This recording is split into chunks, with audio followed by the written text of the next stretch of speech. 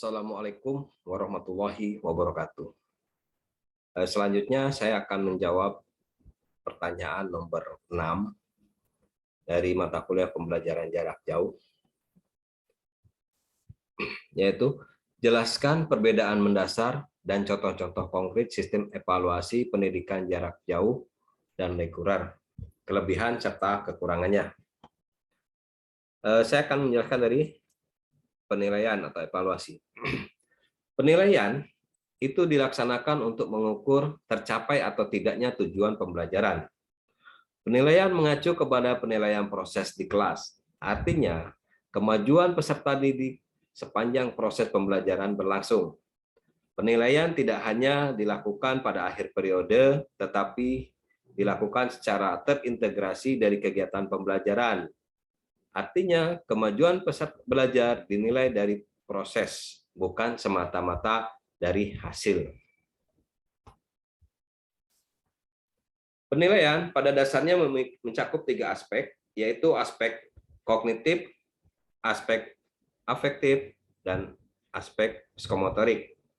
Nah, perbedaan PJJ dengan pembelajaran luring terdapat pada penilaian ini atau evaluasi ini adalah pembelajaran jarak jauh lebih mengutamakan penilaian kognitif dan afektif berupa tertulis, penugasan, dan proyek maupun portofolio. Selanjutnya kita lihat dari penilaian kognitif. Penilaian kognitif adalah untuk menilai sejauh mana peserta didik memiliki pengetahuan terhadap suatu fakta, konsep, dan teori. Penilaian kognitif yang diambil dapat dari tugas yang diberikan selama belajar di rumah, ulangan harian, ulangan tengah semester, baik menggunakan Google Form, Classroom, dan juga ujian akhir semester yang diberikan secara online.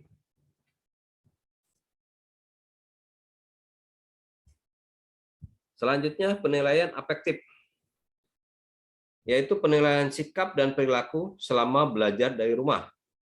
Penilaian yang diutamakan adalah penilaian tanggung jawab, kejujuran, dan disiplin. Baik disiplin dalam keikutsertaan belajar jarak jauh, disiplin dalam mengerjakan tugas, dan disiplin dalam mengumpulkan tugas, serta juga kejujuran dalam mengumpulkan tugas dan mengerjakan tugas. Selanjutnya, apa sih kelebihan dari pembelajaran jarak jauh? Pembelajaran jarak jauh yang pertama dapat diakses dengan mudah. Hanya dengan menggunakan smartphone atau perangkat teknologi lain seperti laptop yang terhubung dengan internet, kita sudah bisa mengakses materi yang ingin dipelajari. Dengan menerapkan e-learning, kita dapat melakukan kegiatan pembelajaran di mana saja dan kapan saja. Yang kedua adalah biaya yang terjangkau. Tentu saja kita semua ingin menambah ilmu pengetahuan tanpa kendala pada keuangan. Dengan bermodalkan paket internet atau paket data internet, kita tidak perlu lagi khawatir pembelajaran akan tertinggal ketika kita tidak berada dalam kelas. Disarankan Anda mendaftarkan member agar biayanya lebih murah daripada kursus di lembaga pembelajaran. Yang ketiga, waktu belajar lebih fleksibel. Biasanya, kebanyakan orang yang belajar tidak lagi memiliki waktu yang cukup. Salah satu alasannya mungkin pada saat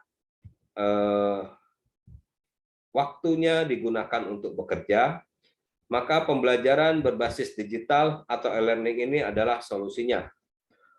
Waktu untuk belajar bisa dilakukan kapan saja tanpa terikat dengan jam belajar. Kemudian kelebihan yang keempat adalah wawasan yang lebih luas.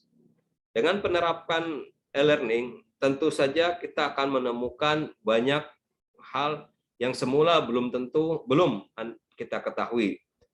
Hal ini disebabkan oleh beberapa materi pembelajaran yang tersedia pada e-learning, belum tersedia pada media cetak atau buku yang sering digunakan pada saat belajar mengajar konvensional. Tentu saja dengan menggunakan internet kita akan lebih dapat materi yang lebih banyak. Di samping daripada kelebihan, program pembelajaran jarak jauh atau PJJ juga memiliki kelemahan. Yang pertama adalah keterbatasan akses internet. Salah satu kekurangan metode pembelajaran e-learning adalah terbatasnya akses internet. Jika kita berada di daerah yang tidak mendapatkan jangkauan internet yang stabil, akan sulit bagi kita untuk mengakses layanan e-learning. Hal ini tentu saja masih banyak terjadi di Indonesia, mengingat beberapa daerah 3T tertinggal, terdepan, dan terluar masih belum terjangkau akses internet. Yang kedua adalah berkurangnya interaksi dengan pengajar. Beberapa metode pembelajaran e-learning bersifat satu arah. Hal ini menyebabkan interaksi yang sangat kurang antara pelajar dan pengajar, sehingga sulit bagi kita akan mendapatkan penjelasan lebih lanjut.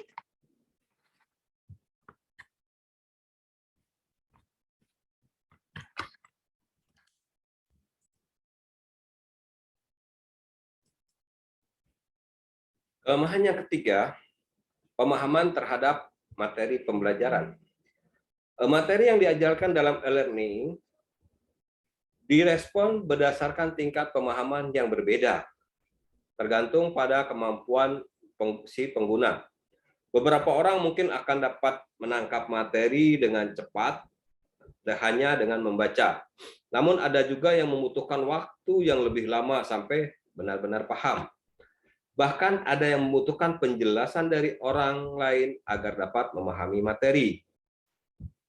Kemudian kelemahan yang keempat adalah minimnya pengawasan dalam belajar.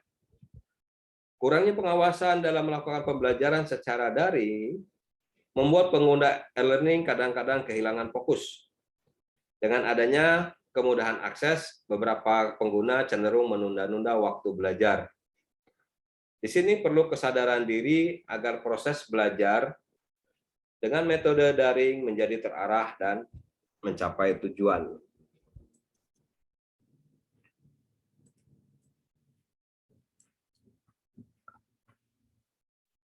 Ini adalah contoh konkret evaluasi pembelajaran jarak jauh. Di sini siswa atau peserta didik ada keikutsertaan dalam pembelajaran jarak jauh. Hal ini dibuktikan dengan adanya guru memiliki atau pengajar memiliki daftar hadir atau keikutsertaan peserta didik. Kemudian peserta didik adanya karya atau tugas yang dikumpulkan oleh peserta didik, baik berupa tugas harian, tugas ulangan, atau proyek. Nah, di sini juga guru dituntut untuk memiliki daftar tugas dan daftar yang mengumpulkan tugas, serta jadwal pelaksanaan PJJ, bagaimana program evaluasi yang diterapkan. Oke, saya kira cukup di sini jawaban saya atas soal nomor 6. Terima kasih. Wassalamualaikum warahmatullahi wabarakatuh.